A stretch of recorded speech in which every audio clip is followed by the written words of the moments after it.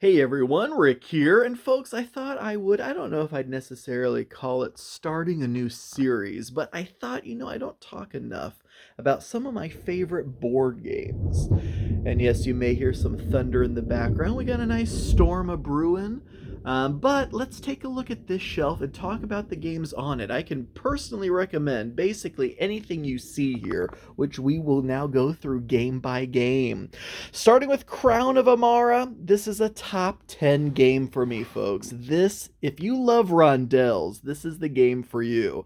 Two rondels, you're moving around on each. One's going to give you resources, the other is going to give you points for cashing those in. That sounds simple, but there is a lot more to it. The way you play cards to take actions in this game is very clever. I absolutely love Crown of Emara. Now, Hadara, right next door, is by the same designer. And I jumped on the Hadara bandwagon a little late, to be honest. And I didn't even realize that it was by Benjamin Schwer until I think maybe I saw Rado runs through review of it. But this is a fantastic game if you like going up on tracks. There's even a little bit of Splendor engine building in there. If you like in Splendor when you get a card and every other card of that same type for the rest of the game is now going to be discounted, then you're going to love this game. This game has some of that, but also a lot of moving up on tracks and scoring victory points. And then next to that, we have Agricola, my pride and joy. Agricola, this was the very first game that I have picked up in the modern designer board game era. This was back in like December 2009 when I first discovered modern designer board gaming. This was the game that got me hooked. I think this was number one on the Board Game Geek website at the time. Scott Nicholson review on YouTube sold me on it, picked up a copy, and I fell in love with it. This is my original copy. This has seen so many plays. I absolutely love Agricola. It was my number one game of all time for a long time. The new number one is somewhere on these shelves, however. Next, we have Dice Forge. Folks, Dice Forge is just fun in a box. That's the way I just described it the other day to someone on Facebook, I think it was. No, I think it was in the YouTube comments. I don't remember where it was. But Dice Forge.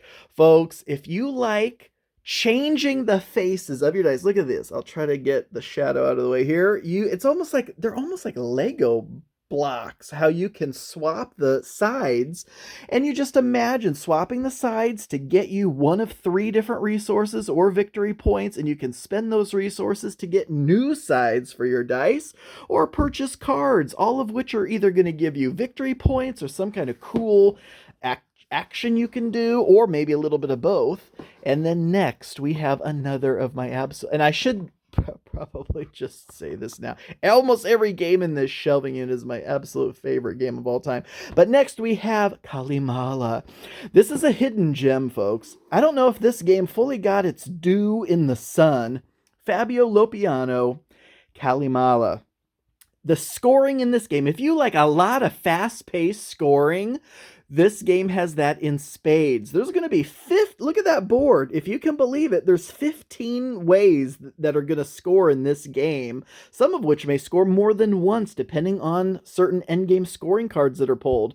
But the real cool thing, because this is just area majority for the most part, but the worker placement, if you call it that, maybe more action selection mechanism in this game is fantastic, because you can take the same action someone else did, but everyone who's taken that action before you is potentially going to get to reap the benefits of that action again. And once enough people have taken an action, that's going to trigger a scoring. But oh my gosh, Calimala is fantastic. Carpe Diem, my very favorite Stefan Feld game. This is the original edition. The new edition, where you move around in a circle, I think, lost it for me. The moving around the starboard from one side to the other and back around again was so much fun, and that's why I love this edition, despite the fact of some of the graphic design challenges with this one, where the different shades of green are a little hard to tell. The tiles themselves aren't the most amazing things in the world. Despite the graphic design flaws, I love this game. Tile placement, The scoring is really cool, how you are putting a scoring token between two cards and you're going to try to score both of them, or maybe prevent someone else from scoring them. Master Builder. This is so unique. This is such a fun game. This needs to hit the table more often. You are actually putting together 3D models of castle walls, city walls, and all these buildings and towers and gatehouses and inns and whatnot. The way you do it is you're going to be bidding on contracts that'll have a payout, and you're also hiring and firing workers. The very As if all of that wasn't unique enough, especially putting together 3D models as you're completing these contracts, is that all the workers have certain quirks about them. A random luck of the draw event deck may prevent some of your workers from being able to build. So half your workforce may take a sick day, and then you're left with a skeleton crew and you might not be able to build a whole lot.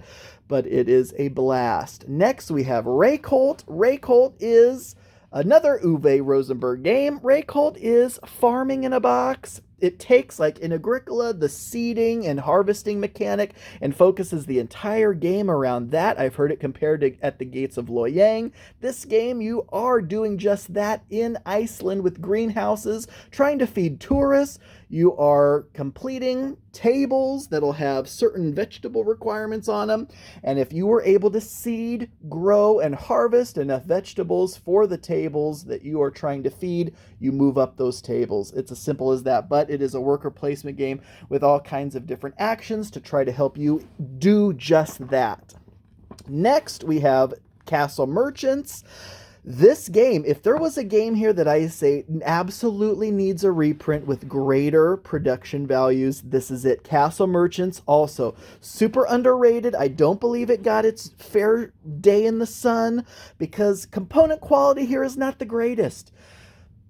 Player pawns look like these little sorry pawns. It's very sad, despite the fact that, honestly, the artwork is actually not too bad. I actually like this cover. I actually like the gorgeous landscaping on these cards, but just these garish, bold colors and poor-ish quality components overall is a shame. But folks, don't let that pass you by. If you have a chance to pick up a copy or at least play it, do so. I love set collection, essentially, collecting cards to play them, to move my merchant along. This is pick up and deliver, essentially, selling goods to the highest bidder. And so also a race, but also I just love timing a rock slide tile to land an avalanche right in front of a merchant. I know that sounded all over the place, but if any of that sounded interesting, check out Castle Merchants. Next, here we have my favorite game of all time. This is CO2 Second Chance. I always loved the original CO2, but Second Chance vastly improves upon it. Now, I will say CO2 Second Chance, I am competitive mode only. So there's a fully co-op mode and a competitive mode, which I guess some people call it a semi-co-op. But you're still in it to win it, folks. You're really just the only cooperative thing you're trying to do here is so that you don't all fail if the pollution level gets too high. But this game, number one, it's gorgeous. These components, the color scheme, everything, this back of the box cover does an okay job, but not the best job at relaying how absolutely gorgeous this game is. I need to post a more in-depth video on the competitive version of CO2 Second Chance, because anytime you look up CO2 Second Chance online on YouTube, it's always the fully co-op mode. No, I am not a co-op fan. I am a competitive fan. This is such a great competitive game. My number one game of all time. It is a fantastic game, and it absolutely needs more love. I constantly am seeing it on the bottom of Lacerda lists, and I just think that is an absolute travesty. Now, knocking on the door to the number one spot, which on any given day of the week, this may overtake it, from Vladimir Suchi. And I'm sorry, I'm really not mentioning designers a whole terrible lot here, but I'm trying to go through this pretty quick. Praga, Caput, Regni, folks. Oh my gosh. This board is gorgeous. It is full of medieval looking artwork, but there's a lot going on here. There is so much going on, but it has this action selection wheel that is glorious. if you like a game, I hear like these positive games, like where you get points for everything and everything is positive for you. This has that in spades because you are going to be taking an action off the wheel, which is going to give you something cool to do. But the wheel, wherever you took it, is also going to give you some kind of bonus. And depending where on the board the wheel was spun when you took that action, it may also give you some other kind of bonus. And you are building buildings up in the city, you're adding tiles to the bridge, you're contributing to the hunger wall in the cathedral, you have your own player boards that you are upgrading the different action tiles to, building walls around it. Another player board of yours keeps track of resources and you can make that stronger. There is so much going on in this, and it is a fantastically fun game. Next, I mean, what needs to be said about Wingspan? Wingspan is just an awesome engine builder. It is like a next step game after some of the more gateway style games. I think Wingspan fits that next step niche very well. I mean, every card in the game is different. It's all this gorgeous art. It is full of cards, but there are expansions. I haven't unboxed my Wingspan Asia expansion yet, but we also have, I think, which other one do I have? I have the European expansion. I do not have the Oceania expansion, but that just adds even more to it. But the artwork is gorgeous. And I have the upgraded components like actual wooden berries and worms and whatnot. It is a great engine building game. Gizmos. Speaking of engine building, this is my favorite engine builder of all time. Gizmos. This box back does not do it justice. This is chain reactions in a box. Every time you purchase a new Gizmo card, you are upgrading what you can do. Every action's going to get cooler and stronger. So if you take a black marble, look at your pick action column, and for picking a black marble, you may get to draw different mystery marbles or do other things. And yeah, it's just full of chain reactions and a lot of fun. It reminds me like in Magic the Gathering when you do something and it triggers all kinds of other effects. So I always recommend it to my Magic friends, my Magic fan friends. That Gizmos is great for that kind of thing.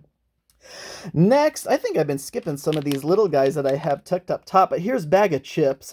This is just a fun one about probability and luck of the draw. See what comes next.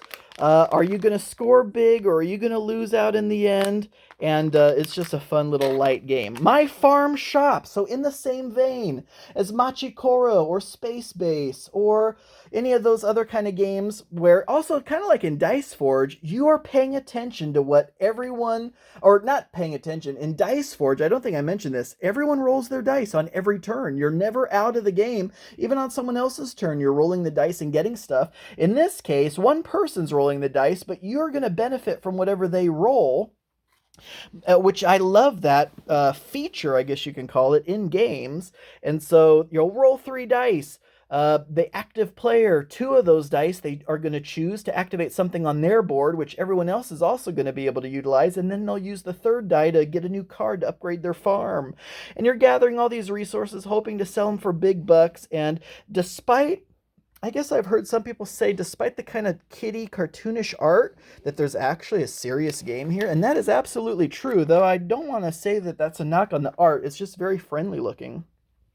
Heroes of Dominaria, Magic the Gathering. This game I feel is also pretty well overlooked. It is an amazing game. This is one of those, kind of similar to Clans of Caledonia, actually. When you are building things, removing things from your player board, it gets better. It unlocks really cool stuff. And this is all about traveling around the world, gathering mana to spend it to build things that'll unlock cool stuff, and also battle the cultists, or the cabal, I guess they're called in this game. And it is a lot of fun. Heroes of Dominaria. Next is Architects of the West Kingdom, which is my favorite of the West Kingdom trilogy. Oh my gosh, these are so tightly packed in the shelf. But Architects of the West Kingdom. has a very cool worker placement mechanic where you can keep placing workers in the same spot, and it's going to improve that spot for you every single worker you have there. But there's a worker capture mechanic where if someone is just reaping the benefits of the wood, then you can send one of your guys to the town center and say, hey, there's something suspicious going on in the woods, and round up all of that player's pawns that are there and capture them, and then you can send them to prison for points. And there's a black market track, there's a virtue track where you can either be in the positive and help build a cathedral, or if you're nefarious and getting a lot of benefits from the black market, then you'll go down on that virtue track. So I thought that was kind of cool. In the end, you'll score points based on that as well. Next is Caylus. Oh my gosh, this is the, like, what do they call it? The godfather or the grandfather of the worker placement genre. I actually got into Caylus late. I didn't pick Caylus up until way later in its lifespan and absolutely fell in love with it. One of my favorite things about Caylus is that all of the buildings that you can potentially build are available right from the start. There's none of this, let's shuffle all the tiles, create a display of like 4, and then every time someone picks one, a new one gets revealed. No, that's not the case at all. In Caylus, all the tiles that you're eligible to build are right there from the beginning. Now, of course, there's better tiles to build than others. Caylus, like a lot of games today, I mean, there's a World Board Game Championship for everything, but especially Caylus competitive players know exactly what to build and in what order to do everything. I'm definitely nowhere on that level, nor do I want to be. I just want to play it super casually, so someone who is definitely into Caylus is going to sweep the floor with me. But I absolutely love not only building all the buildings, contributing to the various parts of the castle, and that's why I also prefer this version, not the new version. What is it, 1348 or something like that? This older version of Caylus with the different things that you can contribute to and all that stuff, this is the version that I actually do prefer. But also the provost, of course. So how far do I want to tempt it? I really want to use this action, but I know it's way out there. Is someone going to be willing to spend a few bucks, or whatever the case may be, to move that guy? Do I need to make sure I'm in a position where I can spend a few bucks to push the provost out so I can do the action I want to do? So there's a lot of give and take here, but it is a fantastic game. Dragonrealm, also a great little game about, let's see if we can sneak this out here. Great artwork, great fantasy artwork on these cards. And you are putting out heroes to try to complete a card. Most heroes on a card is going to claim it, so you're going to have victory points, and you're playing sets of cards in order to put these heroes on these cards, but watch out for the goblins. Just a very light-hearted, rolling dice, playing cards, completing objective style game. And then this little guy, actually, it's kind of a lot of fun. Yahtzee Frenzy, believe it or not, is actually a bit of a fun game. It kind of reminds you of Roll For It, where you're rolling dice and trying to complete these objectives, but this is real time. So everyone's rolling their dice, everyone's trying to place those dice on their card to gather one of these objectives. And some of the objectives are going to give you bonus cards that are actually going to give you some special abilities. So actually, there's actually a decent game there. Next is Little Town, basically like my first worker placement game. This is simpler than even Lords of Waterdeep, I'd say, but it is so much fun. In this little box, there is a ton of game here. You have a bunch of buildings you can build. You're going to put workers out and gather resources of everything around there. So, for example, it shows it right there. Put a worker there. You're going to grab a stone, a wood, and a fish. You do have to feed your workers. There's only 4 rounds. You have a certain amount of workers that you can put out there. You can put them in this builders area to build these buildings, which add new spots to the worker placement board. This whole board, apart from the printed graphics on the board, are open spaces where you can place those buildings, and people who go next to them are also going to collect stuff there as well. Of course, if you own that building, you're going to get bonuses. Folks, this is a fantastic game, Little Town. And I heard that there's an expansion coming, or maybe it's already out somewhere. That's what I'm waiting on, the Little Town expansion.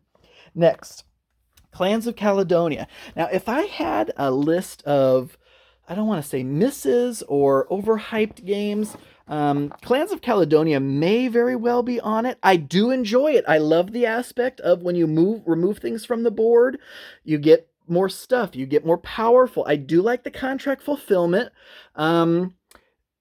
Overall, it is a lot of fun, but the way you hear some people talk about it, you'd think it was the second coming of Agricola, for crying out loud. I know some people would vastly prefer clans over Agricola, but no, I did enjoy it. I was just a little surprised by how I felt about it. All right, Mandala Stones. This is going from a very much involved game to a very light abstract game. But this is a fun puzzle where you are placing one of these, they call them artists, those black cylinders, and you're collecting all of the same type of symbol surrounding that pawn that you placed, and you're placing them in stacks on your board to eventually score them on this communal board, and you're gathering all kinds of points. It's a lot of fun, and it actually looks pretty nice. It has a nice table presence. Speaking of light abstract games, Dust in the Wings has a Mandala mechanism where you are grabbing piles of these butterflies and dropping them one at a time around this board because you're trying to get them in groups to score objective cards, and that's basically all there is to it. But these cool wooden butterflies, popping them around the board, very light, very colorful, very pretty to complete these objectives. It is a delightful little game. Next, Quacks of Quedlinburg, just like with, oh my gosh, how did this happen? How did this happen? I cannot believe the lid of this box is not in the same direction as the back of the box. That, my friends, is what we call an illegal box cover placement. Mini box fart. Quacks of Quedlinburg. This is another one like Wingspan. I mean, what more do you have to say? This is a very popular game, and for a good reason. It's a bag builder, push your luck, and it is a lot of fun. And then next to that, we have the expansion that I still have not removed the shrink wrap from, and in fact there may be even more expansions since Herb Witches came out. I think it's the Alchemist or something like that, but I do not have that one as of yet. Next is Tiny Towns. This one is a fantastic game that plays up to 6, so this sees a lot of play when I'm in bigger groups.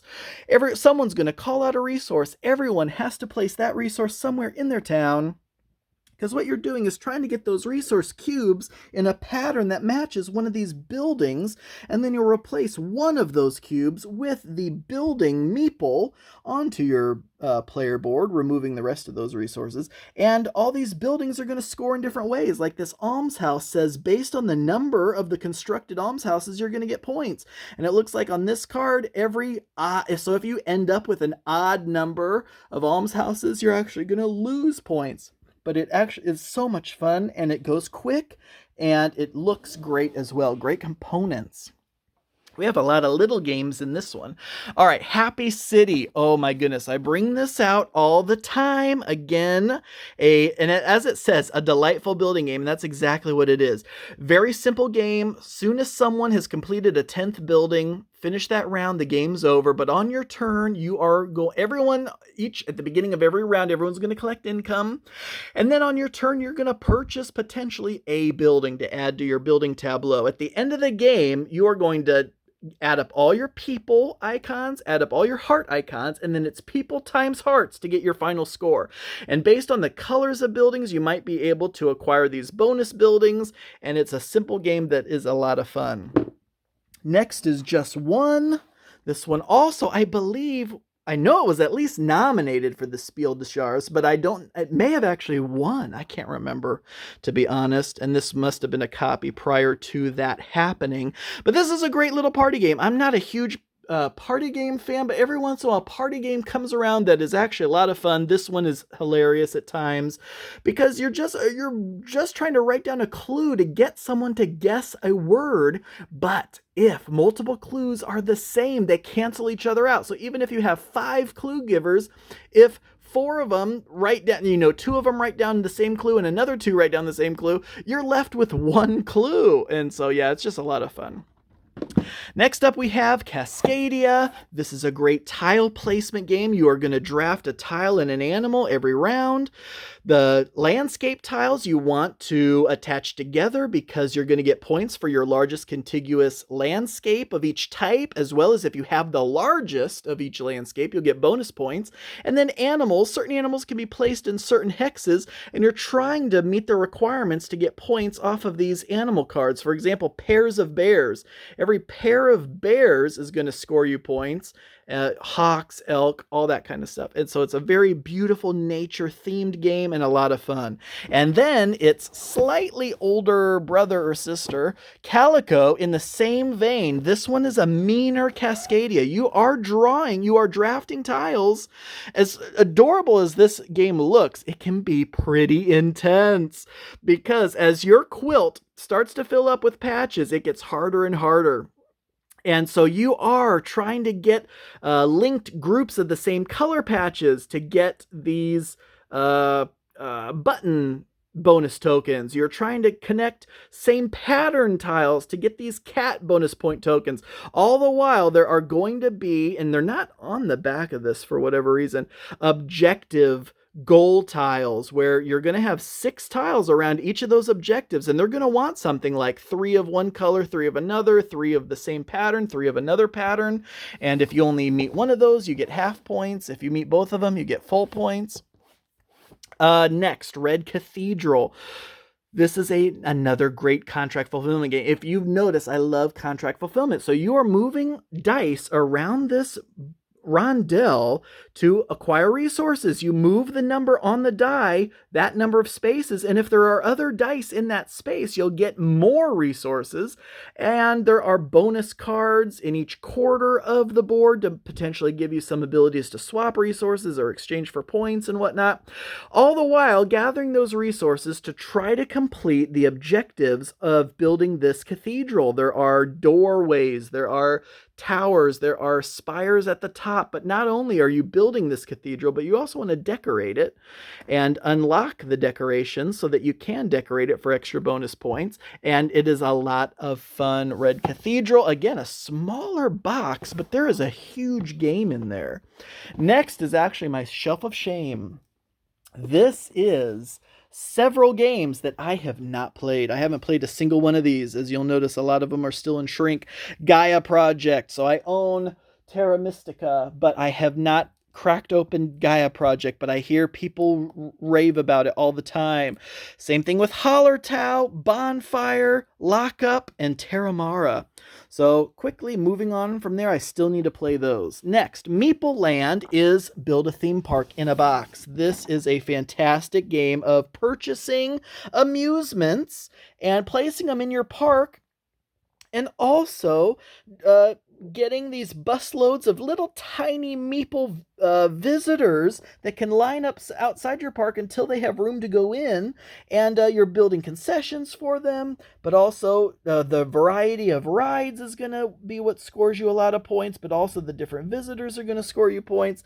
Visitors left outside are going to be negative points. It is a lot of fun, and it looks fantastic. I love the little tiny meeples in that one.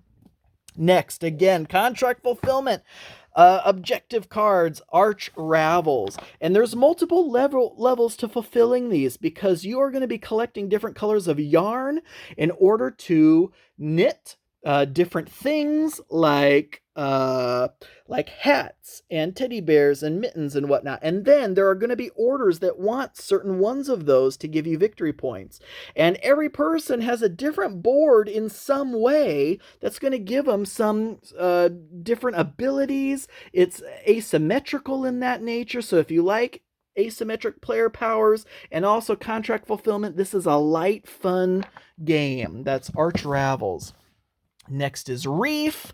Reef is a gorgeous, thick reef, plastic, colorful tokens that you are putting on your board and completing objectives. And on your turn, you're literally doing one of two things. You're either going to grab a card or use a card, and the card can be used either to grab more coral pieces or to use to score points based on the pattern.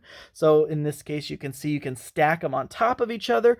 A top-down view is typically what you're looking at when you're trying to score these objective cards. So for example, this one here wants a yellow that's either 2 or higher, a diagonal from a green that's 2 or higher. And if you're able to do that, that's 5 points. And it's a great tactile game. Plus, it just looks fantastic, right? Next up, we have, let's talk about Beez before we talk about Point Salad. Beez is another one of those games. So, like Azul, Reef, Beez, they're all these 4-letter games that are absolutely gorgeous. Beez, also, I'm not sure gets as much love as it actually deserves. For one thing, it is absolutely gorgeous. I love these like tri-layer player boards. You have these adorable bee miniatures, and I mean like bumblebees. This game, despite the fact that a lot of these are abstract games, this has a very thematic proponent to it where the bees, these bumblebees, like in pop culture, bumblebees are depicted as these clumsy, cute, chubby bees bouncing all around, can hardly fly in a straight line. That is this in spades. So you have the bees that are, it's really actually difficult in some ways to plot their course to get them to the flowers to collect the nectar that you want. Placing the nectar in certain spots on your player board is what is going to complete these objective cards for you, and it is actually a lot of fun, but it does get frustrating when you're trying to move these adorable bumblebees all over the place. And last but not least, coming in at just over a half hour. Oh, this would have been so good if I could kept it just under a half hour. But anyway, Point Salad, as the name implies, that's kind of a joke with like Stefan Feld games, where there's so many different ways to score points. This game is also super simple. Grab 2 vegetables or grab 1 point scoring card, and you're just trying to get what is on these cards. You can do them multiple times. At the end of the game, you're going to look at all your veggies you've acquired, look at the point cards, and add up the total. At any time, or not any time, but you can flip over a point card if it doesn't look like it's going to score for you to the veggie side, but you can never flip a veggie side over to the point side. So you got to make that decision early on, but that's how quick and fast it is. Plus it plays up to 6 really nicely. So that is also fantastic. All right, folks, that is it. That is this set of shelves. And I am so happy that I got to share some of my absolute favorite games with you. You can't go wrong with any of these games. Of course, I can't vouch for those, but a lot of these are fan favorites anyway, so those are pretty tried and true. But the rest of these, I love every single one of them. If you have any questions about any of them, drop them in the comments below. And we have a lot more shelves to go. I don't know if I'm actually going to make a series out of it or not, but I just thought it would be fun to give it a shot. So that was this set of shelves. Folks, thank you all so much for watching. I do truly appreciate it. And until next time.